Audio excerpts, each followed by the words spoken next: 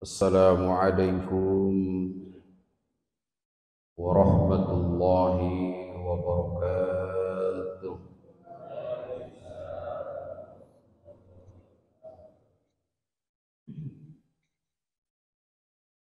Beli kurma di kardusan daun salam rejeng opak.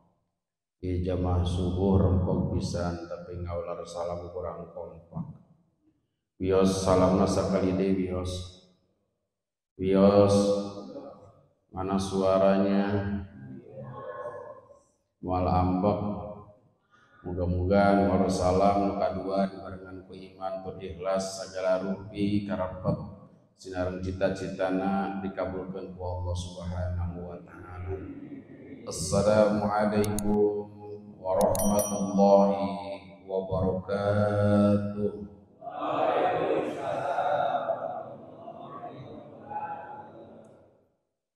Alhamdulillahi wa kafa.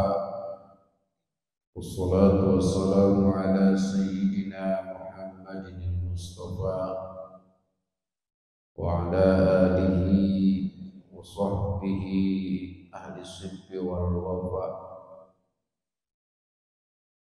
Allahumma salli ala sayyidina Muhammadin al-fatihi lima ughliqa wal khatimi lima sabaq nasiril haqqa bil haqq wal hadi ila siratikal mustaqim wa ala alihi wa ashabihi haqqa qadrihi wa miqdarihil azim.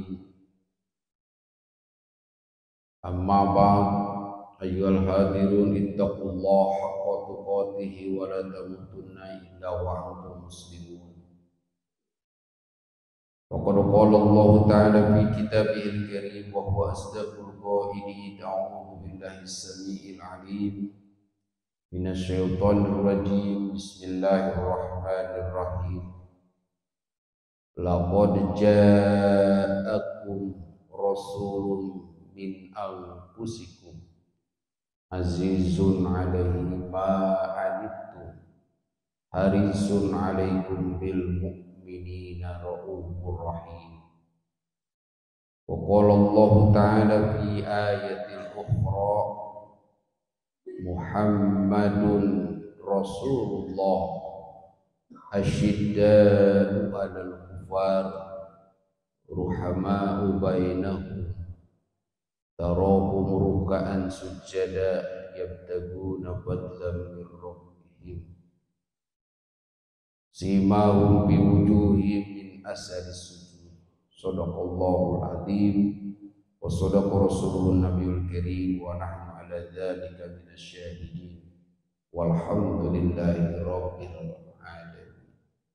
Hadratil mukarramin, para alim ulama, para ustaz, para kiai,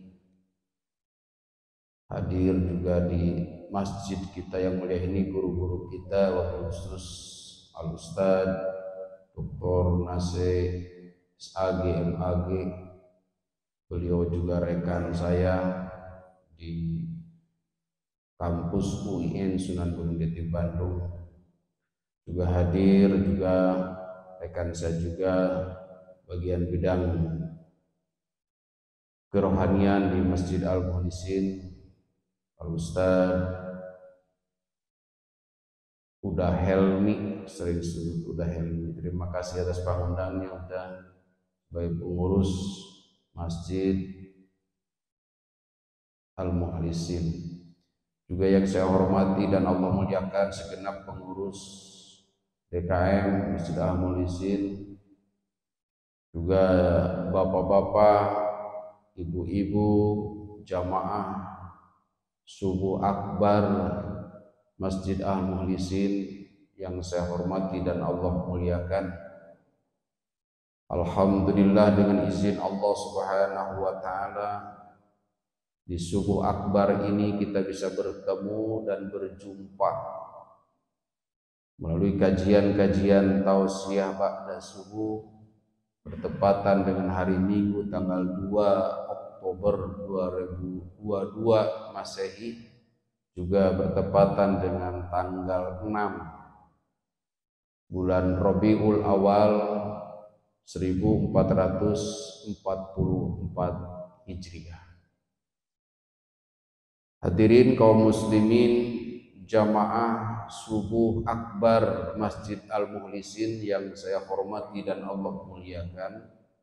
Pada pertemuan subuh kali ini kita akan mencoba membicarakan betapa pentingnya bulan Rabiul Awal, yaitu bulan ketiga penanggalan di tahun Hijriah. Bulan Rabiul Awal ini sering kita sebut dengan bulan Mulud. Kalau di kampung sering ada muludan.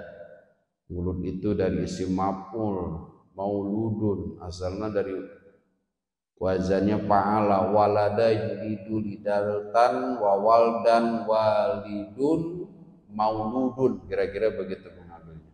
Padahal yang sering yang kita tahu adalah dalam kalender Hijriah yaitu bulan Rabiul Awal, yaitu bulan ketiga dari bulan Muharram, Safar, Rabiul Awal, Rabiul Tsani, Jumadil Awal, Jusani, Rajab, Sya'ban, Ramadan, Syawal, Dzulhijjah dan Dzulqa'dah.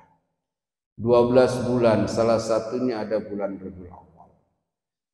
Nah, di bulan ini banyak peristiwa-peristiwa penting dan jangan sampai kita lupakan. Ini sekalian mengingatkan kita. Kita pun kadang-kadang sering ingat dengan peristiwa-peristiwa besar, yaitu di bulan-bulan atau di tahun-tahun Masehi. Maka apalagi kita sebagai muslim punya kalender, yaitu kalender Hijriah, kita pun juga harus lebih mementingkan dan mengetahui betapa pentingnya bulan-bulan yang ada di tahun Hijriah. Salah satunya adalah bulan Rabiul Awal yang disebut dengan bulan Mulud. Ada beberapa peristiwa penting. Selain daripada kelahiran beliau sallallahu alaihi wasallam, baginda Nabi Muhammad sallallahu alaihi wasallam di bulan Rabiul Awal. Peristiwa penting lainnya adalah kita lintas saja seperti peristiwa hijrah dari Mekah ke Madinah, itu pun juga terjadi di bulan Rabiul Awal.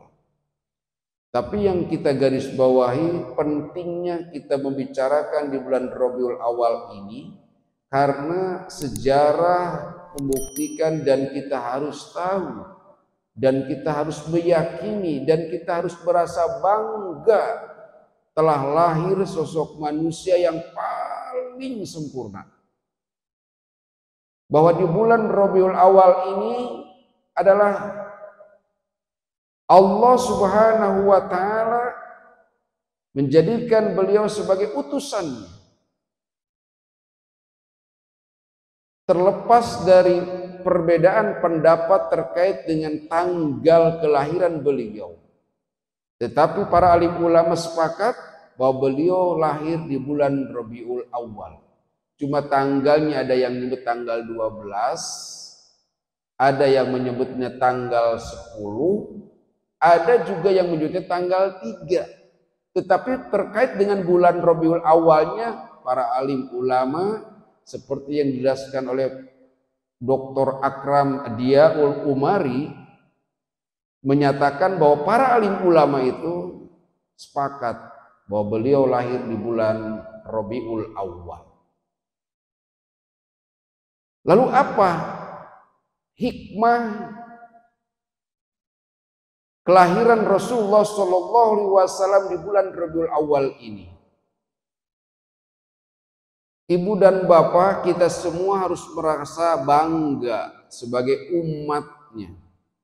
Kalau umat-umat terdahulu pengen menjadi umat beliau, pengen menjadi umat baginda Nabi Muhammad, kita gitu tidak dipengen-pengen karena kita ada periodenya di masanya risalahnya Rasulullah, maka kita bukan hanya sekedar untuk mengaku umatnya, tetapi kita harus lebih bangga lagi bahwa aku ini adalah umat baginda Nabi Allah Muhammad sallallahu alaihi wasallam. Nabi Ibrahim pengen jadi umat Nabi. Nabi Ismail pengen jadi umat Nabi.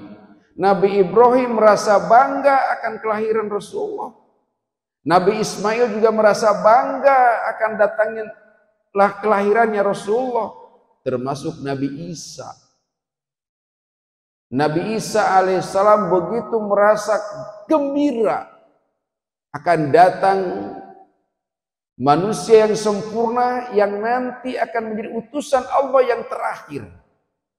Kita tahu diabadikan di dalam Al-Quran dalam surah As-Saff ayat 6. Nabi Isa alaihissalam berdakwah kepada para umatnya pada saat itu. Beliau menceritakan kepada umatnya, ya Bani Israel, ini rasulun ilaikum. Aku ini rasul utuhmu. Tapi kita merasa bangga, wa mubasysyiran bi rasulin ya'ti ba'da ismuhu Ahmad. Jadi 600 tahun sebelum Rasulullah lahir sudah diceritakan Pak kabar itu. Luar biasa. Itu kan 600 tahun.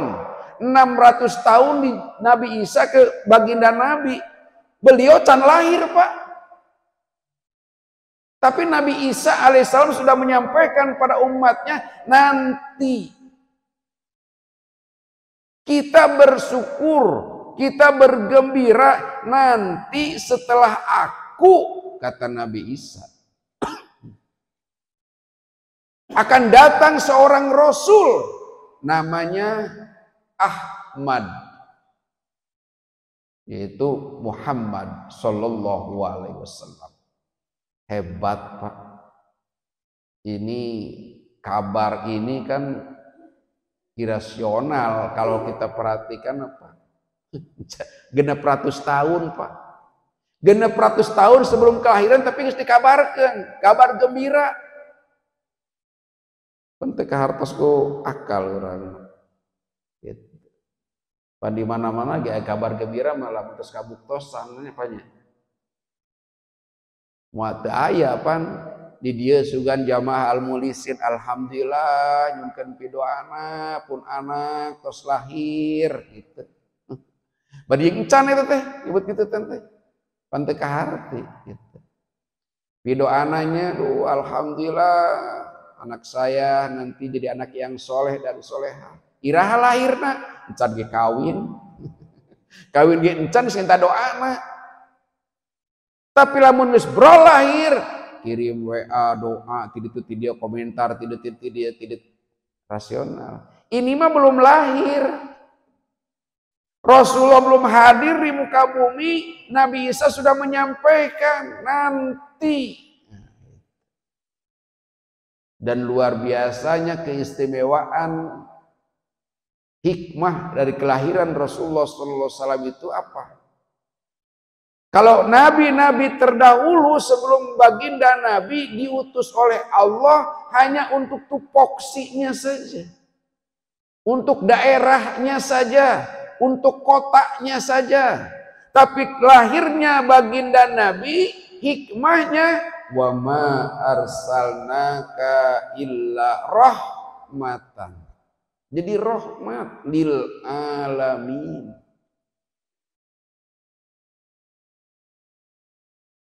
Bagi semua alam, bagi semua manusia, bahkan kafatan untuk seluruhnya.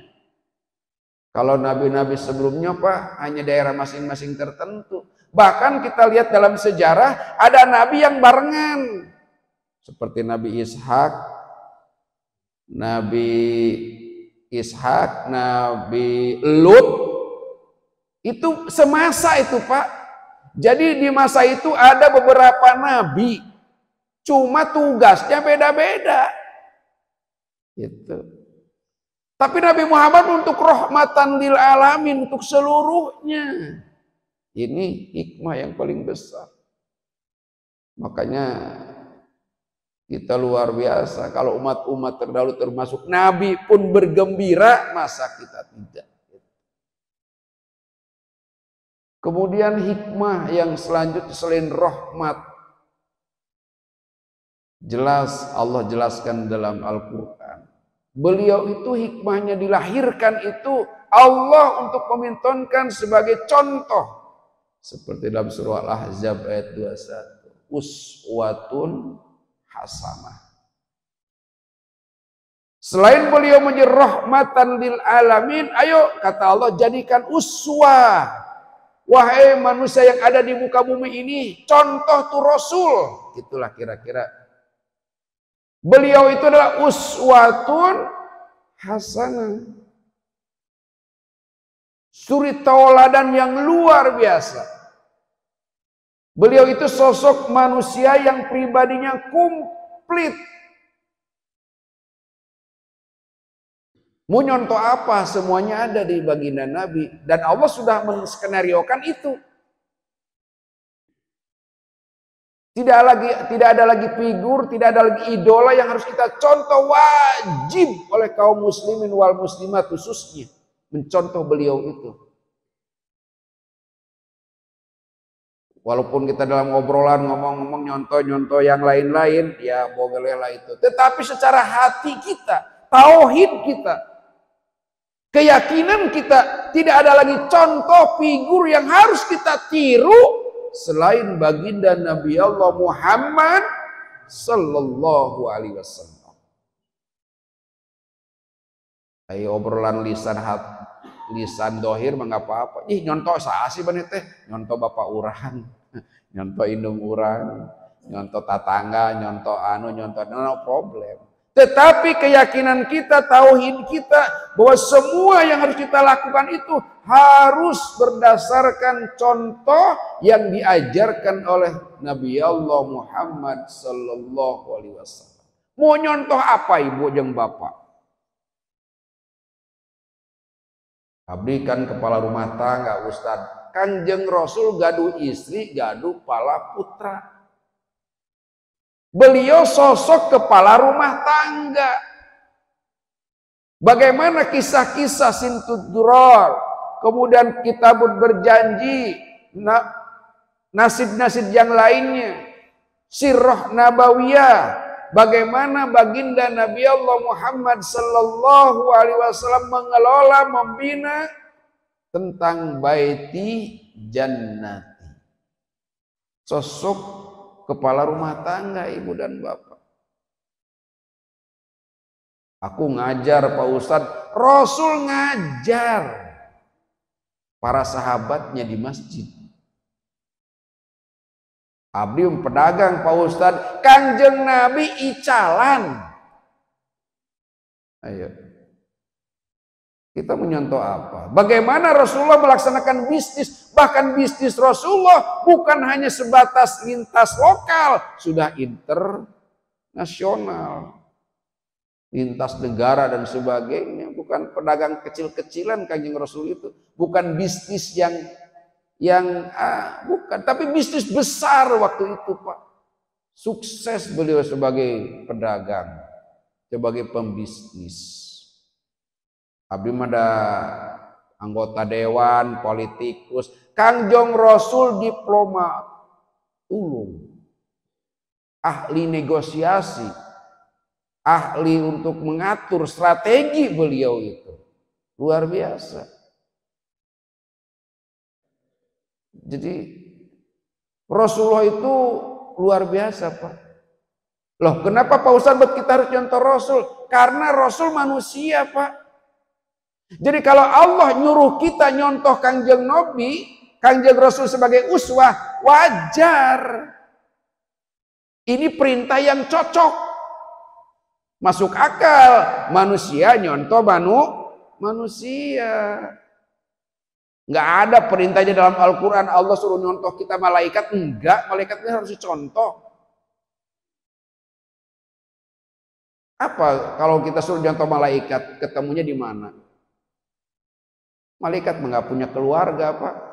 Bagaimana membangun rumah tangga menurut malaikat? Nggak ada. Malaikat itu bisnis. Malaikat mente.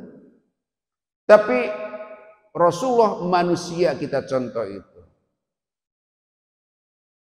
Tetapi manusia jangan disamakan manusianya seperti kita. Beliau tidur, beliau makan, beliau keluarga, beliau berbisnis. Iya, basariahnya, manusianya. Tapi istimewa beliau itu. Muhammadun basyarun la kal basyari. Beliau itu memang manusia, tapi beda dengan manusia pada umumnya. Maka itu punya keistimewaan, Pak. Maka kita contoh. Jadi secara hikmahnya kita mencontoh orang itu, mencontoh yang berprestasi. Orang yang di atas kita, itu harus kita contoh. Artinya yang lebih baik. Rasul itu manusia, iya manusia seperti kita. Cuma beda pada umumnya manusia. Rasul makan, kita makan. Cuma makan Rasul beda dengan makan kita. Rasul tuang, orang tuang benten sarang orang tuang mah.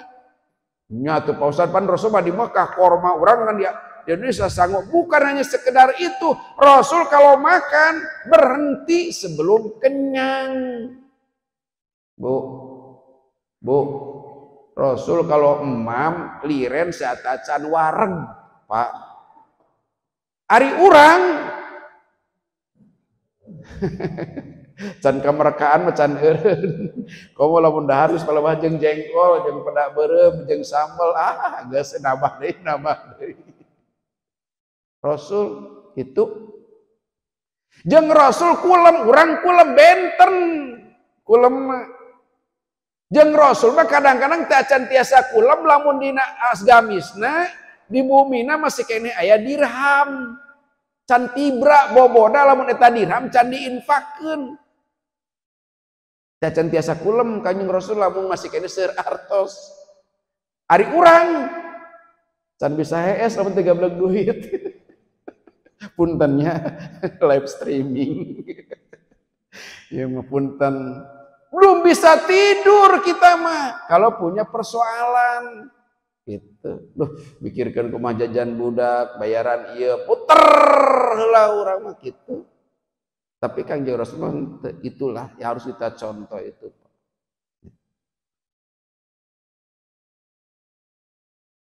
Terus dari Rasulullah mengajarkan kepada kita, kepada para sahabatnya, bahwa tholabul ilmi ini padilahnya besar.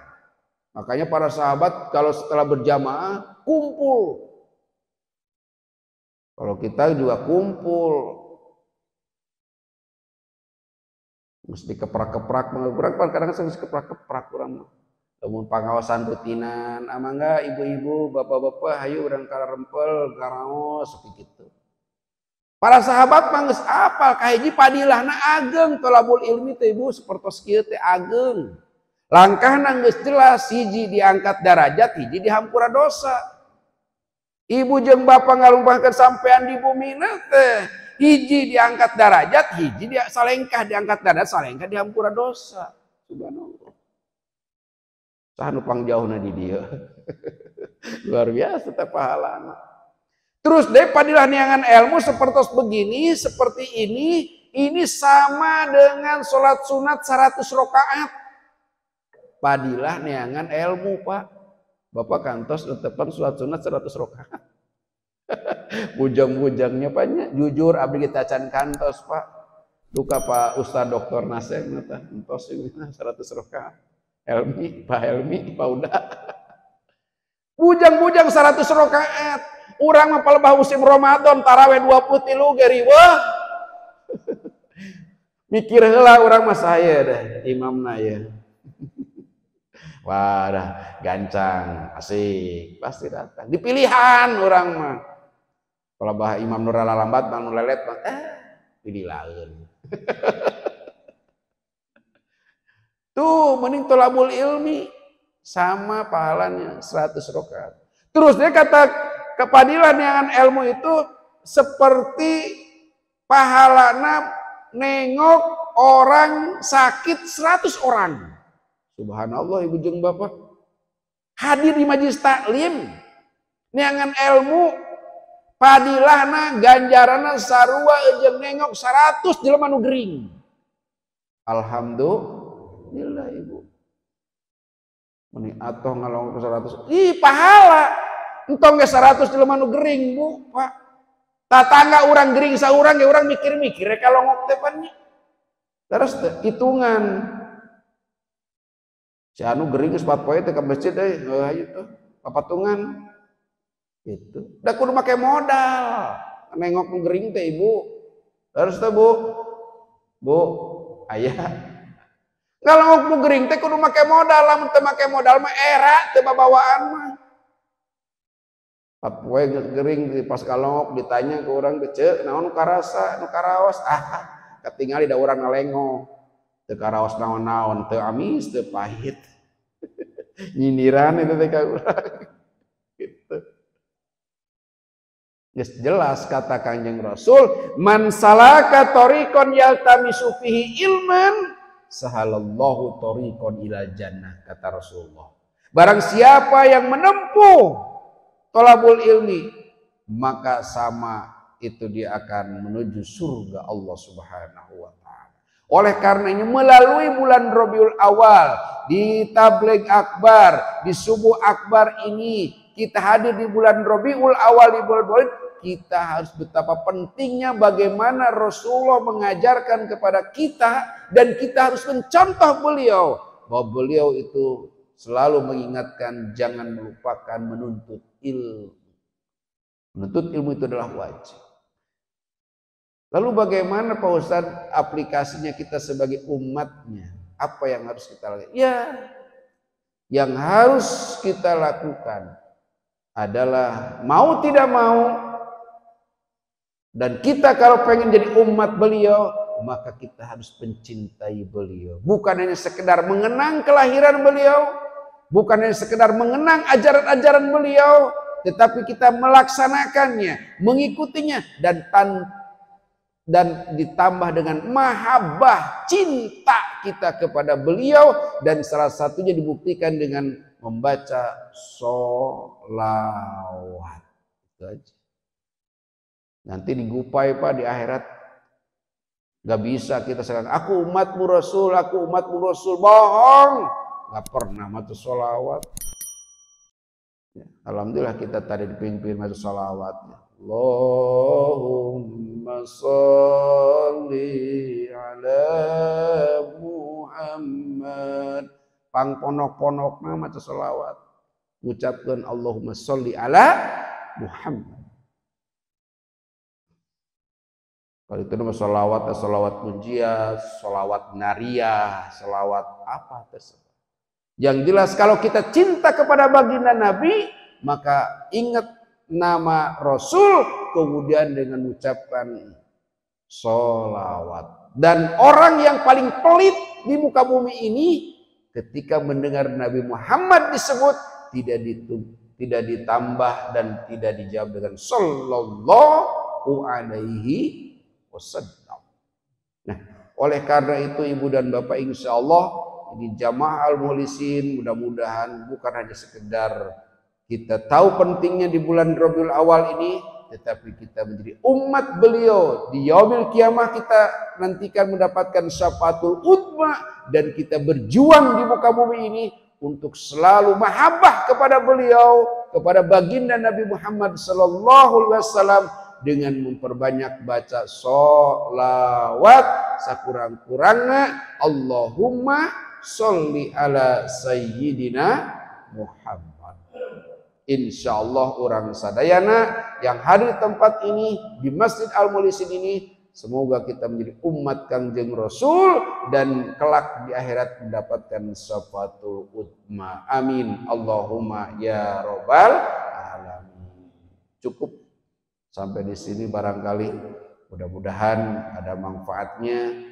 Terima kasih atas segala perhatian,